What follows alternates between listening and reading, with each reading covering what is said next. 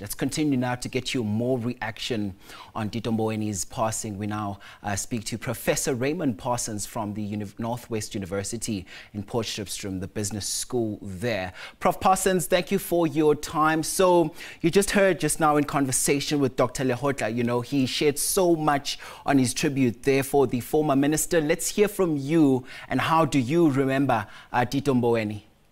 Yes, good morning to you. I'm very saddened to hear about Tito Mboweni's passing, and I send my condolences to his family, because I think South Africa has lost a dedicated public official and economist over many years.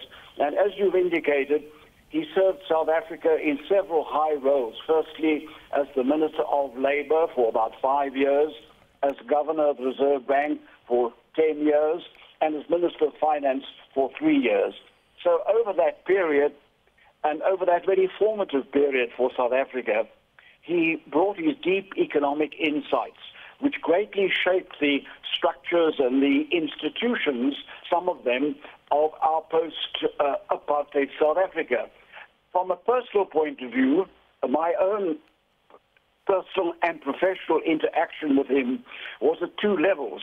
In the early years, on behalf of organized business, I had frequent engagements with him on a wide range of issues. We had robust but frank discussions. I think one always knew where one stood with him.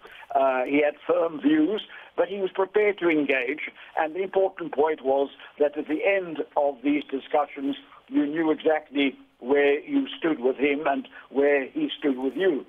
I think among the pieces of legislation in that period, which were very important, was the formation of NEDLAC, and of course there was the labour law debate that we had at that time.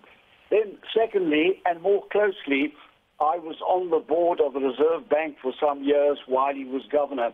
So I got to know him a lot better then, and we had very important roles to play, both as the board directors and as we engaged with the governor, who, of course, is the chairman of the board.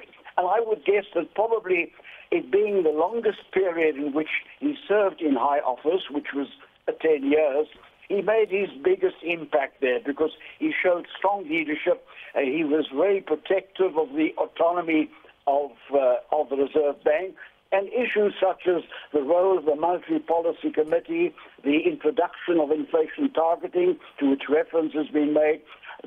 I think under his aegis, there was another step in the evolution of monetary policy. And I think all this stands as testimony to his leadership, to his grasp, and whether one always agreed or not, that was not the issue. The important was he showed decisive leadership in shaping some of the in fact, post-apartheid institutions in South Africa, and that's, I think, an important legacy that he leaves for South Africa. Yes, Prof. And of course, you did just speak about how robust, you know, and firm some of those discussions were on many occasions. And this also shows that it was okay to disagree with him. Let's talk about this legacy as well. What legacy do you think he leaves behind? I want you to expand on that. Well, I think, as I've indicated, I think perhaps the most important one was his sojourn at the Reserve Bank, and the issue of monetary policy, of interest rates, inflation targeting, and helping to protect the autonomy of the central bank, which is important for South Africa. And above all, I think the important point that perhaps comes through, which I must put right up front before I talk about other technical issues, he was a man of integrity. He had an integrity leadership which shone through all his arguments, whether one agreed or not. So I think the Reserve Bank issue was important. I think, of course, there's still a lot of debate about the framework of our labour law. We obviously needed a new labour law, and I remember well the tough engagements we had over the finalisation of that. There was the issue of NEDLAC, of course, which also was one of the first pieces of legislation passed by the Democratic Parliament under his aegis.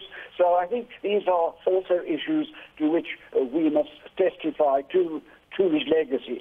As Minister of Finance, I think what he did was to uphold some of the principles of fiscal discipline, of ensuring that we didn't get into a debt trap.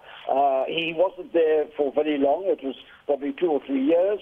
But I think nonetheless, he also was able to bring to that portfolio much of the experience, the insights that would come from having been both a Minister of Labour and the Governor of the Reserve Bank. So I think one must see the past 3 decades of South Africa as very much also a testimony to what someone like Tito Mboweni would bring in terms of his economic leadership to the decision-making of South Africa. All right, that is, of course, Professor Raymond Parsons there from the Northwest University joining us here in paying tribute to the former minister, Tito Mboweni, who passed away in the early hours of this morning.